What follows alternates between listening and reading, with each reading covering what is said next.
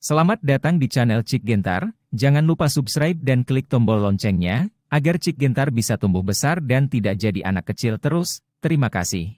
Bab 463 Mawar Hitam Situkian. Bos, apa yang ingin kamu lakukan dengan orang ini? Kian dua-dua memandang Daniel Bastian dan bertanya tanpa sadar. Itu lagi. Daniel Bastian dengan santai melirik Zheng Xiaodong, dan berjalan ke samping. Apakah kamu mendengar itu? Kian dua-dua memelototi Zhang Quan dengan mata kecil, dan yang terakhir berkata dengan cepat dengan keringat dingin di dahinya, "Ya, Tuan Muda, saya mengerti." Zheng Xiaodong, kamu secara resmi dipecat mulai sekarang, keluar. Zhang Quan memandang Zheng Xiaodong dan berteriak dengan tajam. Menir aku. Tidak perlu dikatakan lagi, segera menghilang. Zhang Quan berkata tanpa ampun bahwa meskipun dia mengagumi kemampuan Zheng Xiaodong, dibandingkan dengan pekerjaannya sendiri, tidak peduli seberapa mampu Zheng Xiaodong, itu tidak berguna. Melihat penampilan tanpa ampun Zhang Quan, tubuh Zheng Xiaodong bergetar, ekspresi putus asa muncul di matanya, dan seluruh orang menjadi putus asa. Dia awalnya memiliki masa depan yang cerah, tetapi sekarang dia benar-benar kehilangan masa depannya karena dia menyinggung seseorang, yang membuat Zheng Xiaodong merasa sangat menyesal. Xiao. Ketika Zheng Xiaodong melihat Daniel Bastian di samping tiba-tiba memikirkan sesuatu, dia dengan cepat berjalan di depannya, berlutut dan bersujud dan berkata, Tuan Bastian, itu semua salahku sebelumnya, tolong maafkan aku tidak akan pernah berani lagi. Maaf, aku tidak selalu suka memaafkan musuhku. Aku hanya bisa menyalahkanmu karena mencari kematian. Aku bahkan tidak mencarimu. Pada akhirnya, kamu datang sendiri ke pintu. Lalu kamu tidak bisa menyalahkanku. Segera pergi keluar, Nyonya Yeti, atau saya akan meminta keamanan untuk mengusir Anda. Mendengar kata-kata Daniel Bastian yang dingin dan kejam, tubuh Zheng Xiaodong bergetar hebat. Dengan ekspresi putus asa di wajahnya, dia kehilangan semua energi dan energi. Seolah-olah dia telah kehilangan jiwanya, dia membawa orang pergi dengan paksa. Tuan Muda, apakah Anda punya rencana lain? Zhang Quan berdiri di depan Kian Duoduo dengan ekspresi gemetar di wajahnya. Presiden grup Yeti adalah tunangan bos saya, kerjasama Anda dengan Yeti. Lanjutkan seperti yang dijanjikan, dan kami pasti akan memberi Nyonya Yeti diskon terbesar. Sebelum Kian Duoduo selesai berbicara, Zhang Quan berkata dengan sangat cepat. Cerdas, menjanjikan. Nah, apa yang harus saya lakukan? Kian Duoduo melambaikan tangannya, Zhang Quan mengangguk dengan hormat, berbalik dan pergi. Kamu adalah tuan muda dari grup Kian. Pada saat ini, Rizka Yeti menatap pria gendut Kian Duoduo dengan ekspresi terkejut di wajahnya. Dia tidak pernah menyangka bahwa tuan muda dari grup nomor 1 Cina akan muncul di sini, dan dia sepertinya memanggil tunangannya bos. Itu sulit dipercaya. Kakak ipar, kamu tidak perlu memanggilku seperti itu, panggil saja aku Kian Duoduo atau Duoduo. Kian Duoduo menatap Rizka Yeti dengan senyum di wajahnya. Melihat penampilan tuan muda yang agung dari grup Kian, Rizka Yeti tidak tahu harus berkata apa untuk sementara waktu. Pada saat ini, terdengar ketukan cepat di pintu, kata Rizka Yeti, dan Qiu Yuing masuk dengan cepat, terlihat sedikit cemas. Apa yang terjadi pada Yuing? Rizka Yeti memandang Qiu Yuing dan tidak bisa menahan diri untuk tidak berbicara. Presiden, saya baru saja mendapat kabar bahwa kerja sama kami dengan beberapa perusahaan di Yanjing telah terputus, dan semua proyek pengembangan serta penjualan kami di Yanjing terpaksa dihentikan. Qiu Yuing menatap Rizka Yeti dengan cemas dan berkata. Setelah mendengar kata-kata Qiu Yuing, warna kulit Rizka Yeti berubah, pupilnya membeku, dan dia menjadi pucat karena terkejut, mengapa ini terjadi? Apa yang terjadi? Presiden, menurut penyelidikan, semua ini terkait dengan grup Meida Yanjing. Qiu Yuing berkata dengan suara yang dalam. Grup Meidai? Bagaimana bisa ada hubungannya dengan grup Meidai ini? Kami tidak punya keluhan dengan mereka. Rizka Yeti dengan wajah serius, matanya bersinar terang.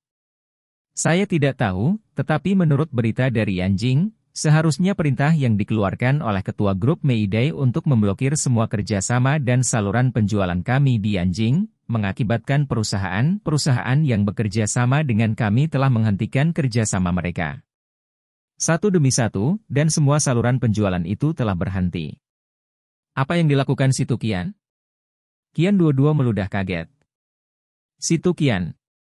Mendengar nama ini, murid-murid Daniel Bastian membeku, dan sinar melintas di matanya. Apakah Situ Qian yang kamu bicarakan tentang keluarga Nona Situ, salah satu dari 8 keluarga besar di Anjing? Daniel Bastian memandang Qian dua-dua dengan acuh tak acuh. Benar, bos, ini dia. Apakah Anda mengenalnya, bos? Qian dua-dua menatap Daniel Bastian. Aku tidak tahu, aku pernah mendengarnya. Daniel Bastian berkata dengan ringan, dengan ekspresi aneh di wajahnya. Apa hubungannya dengan itu? Kata Daniel. Situ Qian ini adalah ketua grup Meidai. Grup Meidai didirikan olehnya sendiri. Dalam waktu kurang dari 5 tahun, telah menjadi salah satu grup terbesar di Anjing. Dan dia sendiri dipanggil Black Rose. Dia kejam dan tidak pernah menunjukkan belas kasihan. Dalam 5 tahun terakhir, dia telah memaksa lebih dari selusin perusahaan bangkrut, dan dia memiliki reputasi yang hebat di seluruh komunitas bisnis Yanjing.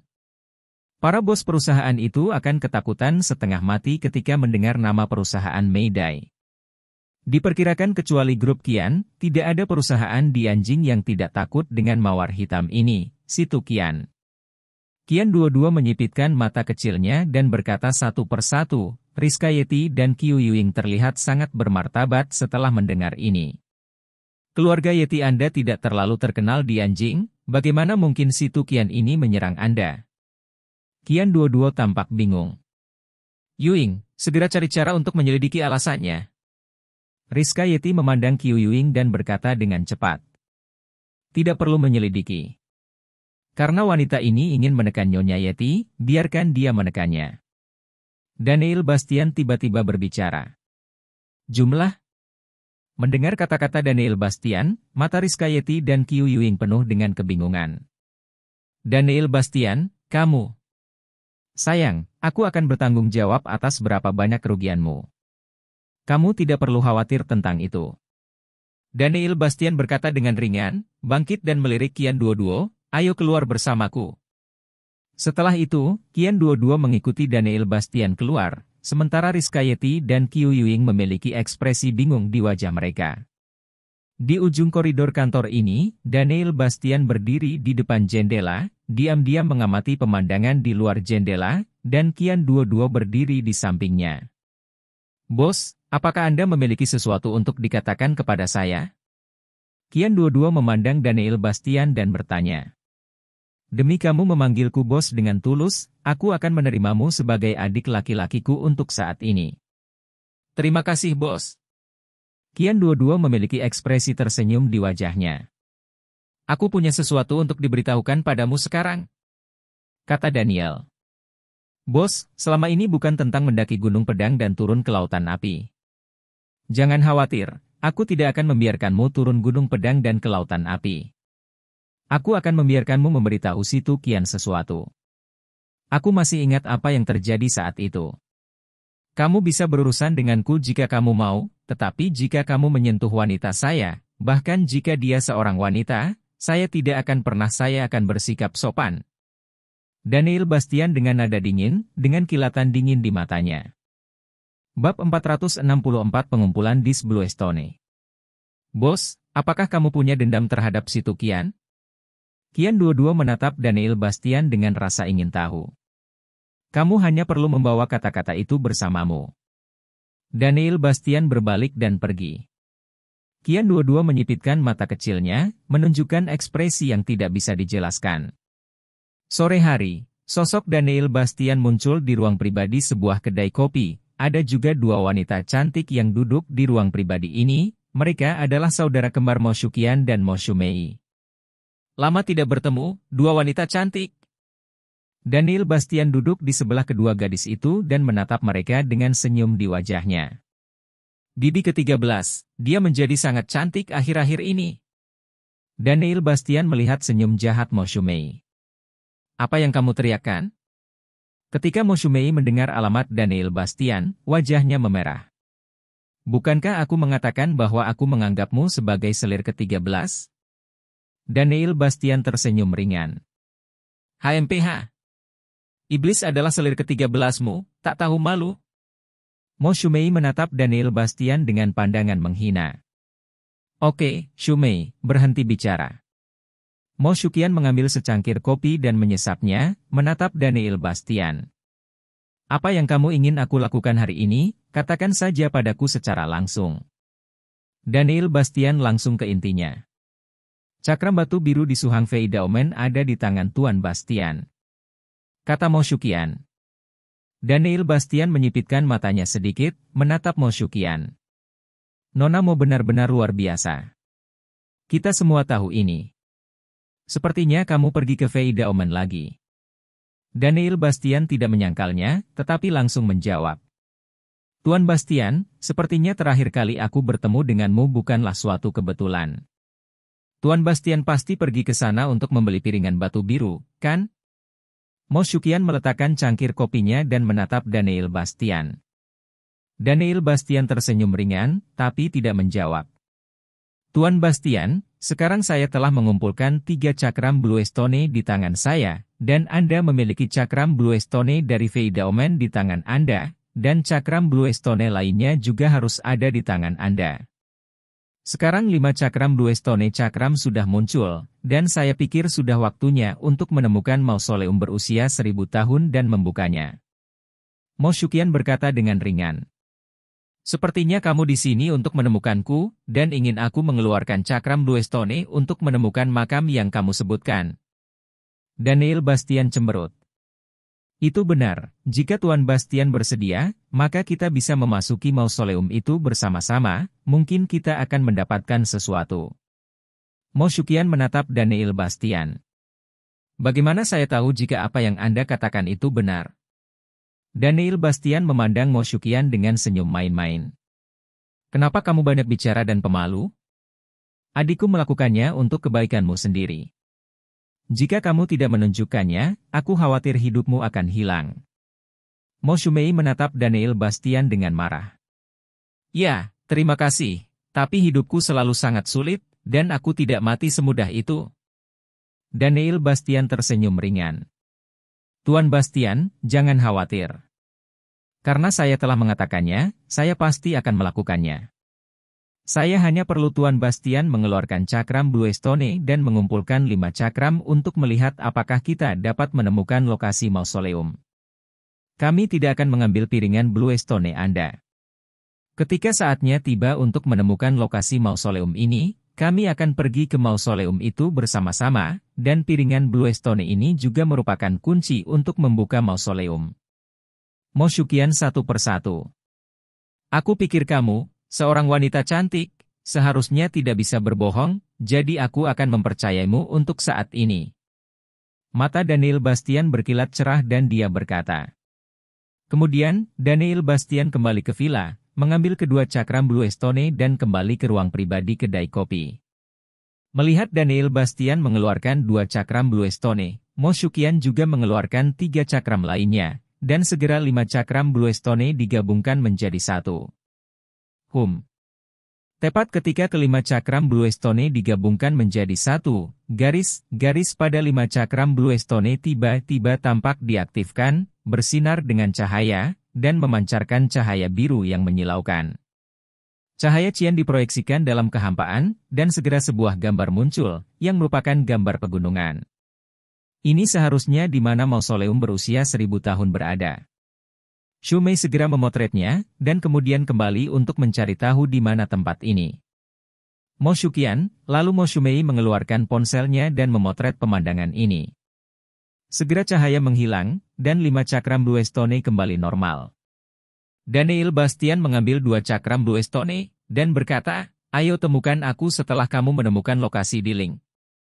Kemudian Daniel Bastian mengambil cakram Blue Stone dan pergi.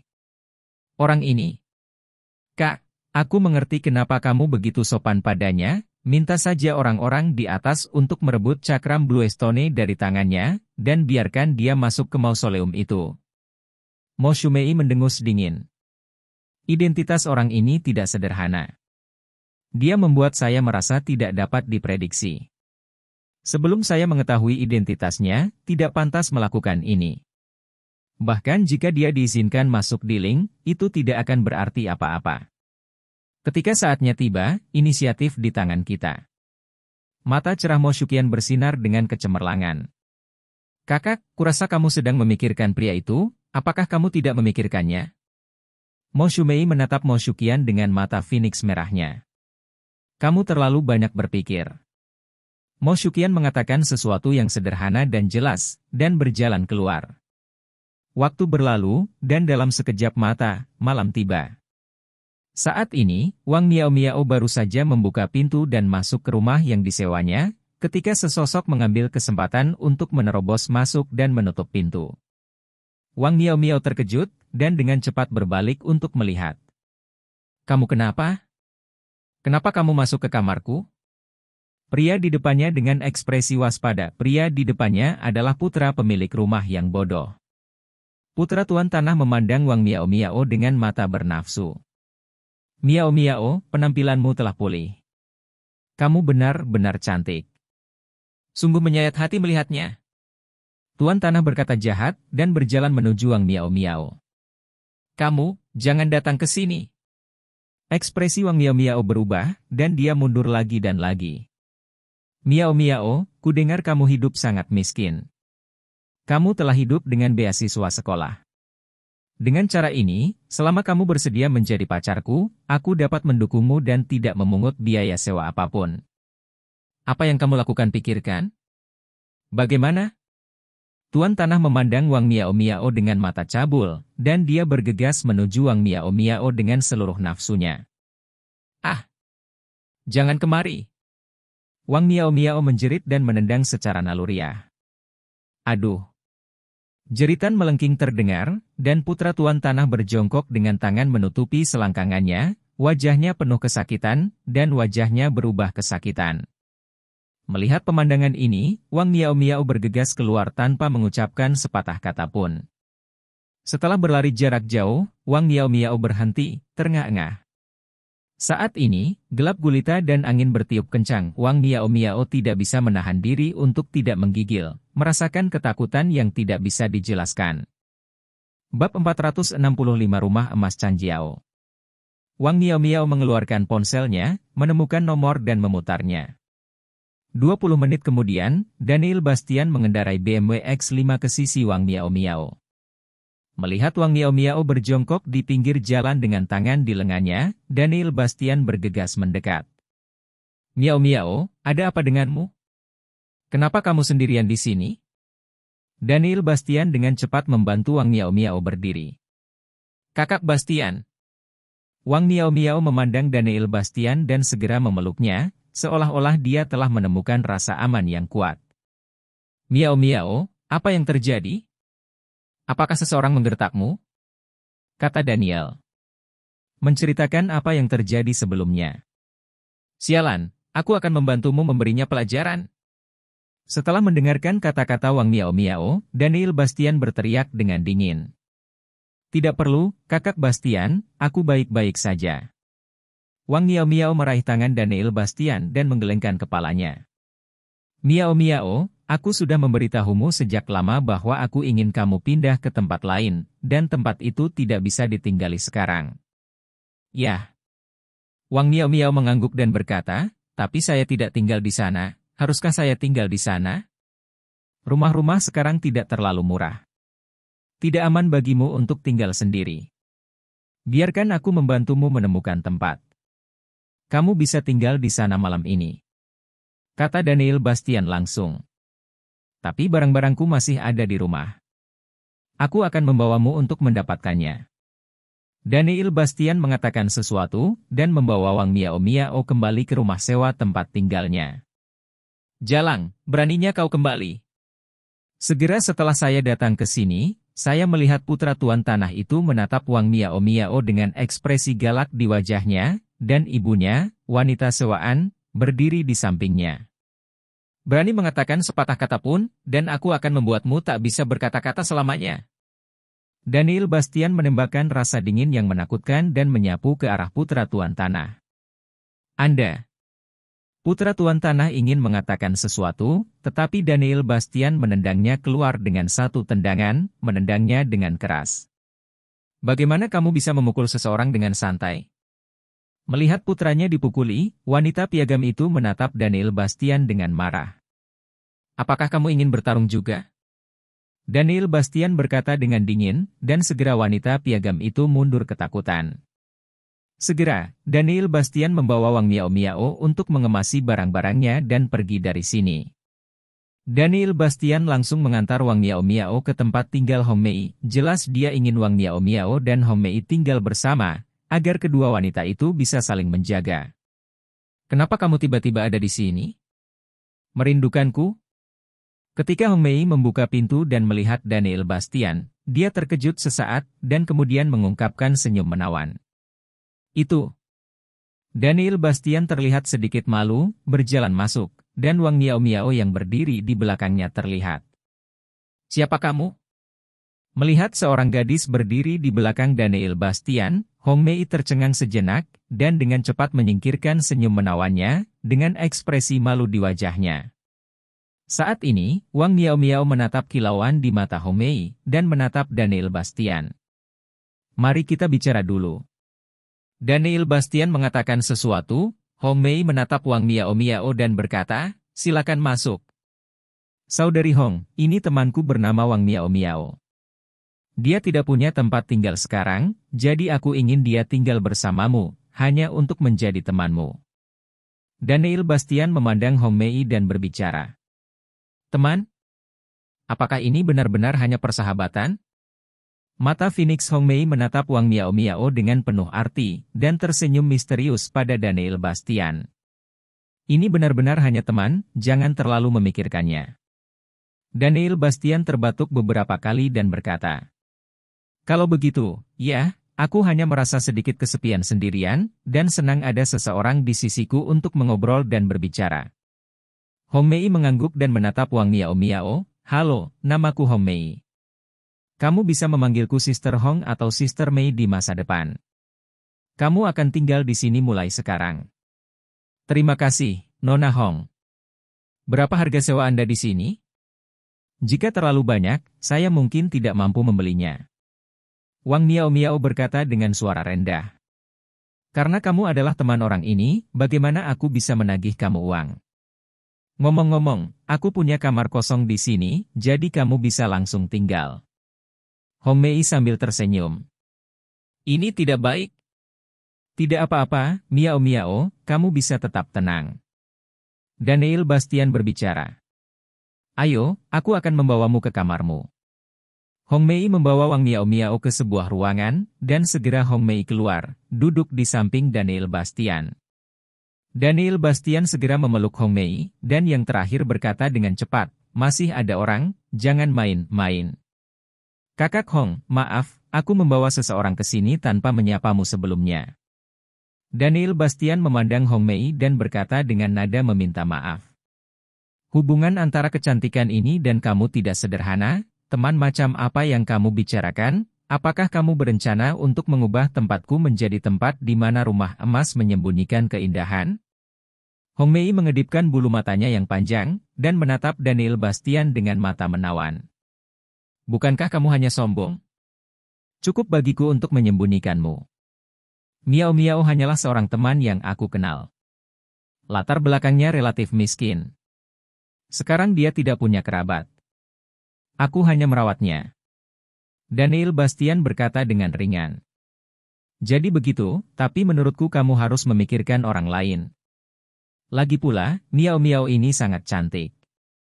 Maukah kamu, bajingan, biarkan dia pergi? Apakah aku sebenarnya bukan bajingan itu?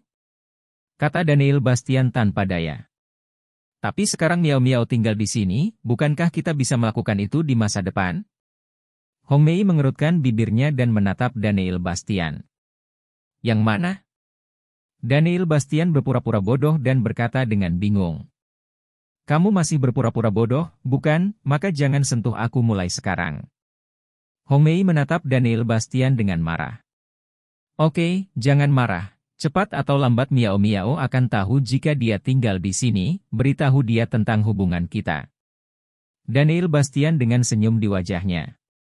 Saat ini, Wang Miao Miao mengemasi barang-barangnya dan keluar. Miao Miao, kamu bisa tinggal di sini dengan tenang, aku akan kembali dulu, dan meneleponku jika kamu butuh sesuatu. Daniel Bastian memandang Wang Miao Miao, mengucapkan sepatah kata, bangkit dan pergi dari sini. Setelah Daniel Bastian pergi, Wang Miao Miao menatap Hong Mei yang ragu untuk berbicara. Miao Miao, kamu harus menanyakan sesuatu padaku, dan kamu mungkin ingin bertanya padaku tentang hubunganku dengan Daniel Bastian? Hong Mei tersenyum ringan. Mata Wang Miao Miao berkedip, menatap Hong Mei. Kakak Hong, kamu dan kakak Bastian. Aku harus menjadi kekasihnya. Mata Hong Mei berbinar dan dia berkata, kekasih. Wang Miao Miao tercengang, dengan tatapan mata yang sulit dipercaya. Apakah kamu pikir aku murah? Hong Mei tersenyum ringan. Tidak. Wang Miao Miao menggelengkan kepalanya dengan cepat. Sebenarnya, aku tidak tahu kenapa aku melakukan ini. Aku tahu dia punya tunangan, tapi aku masih ingin bersamanya. Kuharap dia bisa menghabiskan waktu bersamaku. Hong Mei meludah pelan, nadanya agak rumit. Saat ini, Daniel Bastian telah mengemudikan mobilnya kembali ke Taman Begonia, tetapi saat mobil Daniel Bastian mendekati Taman Begonia, dia mengerutkan kening dan membanting kemudi.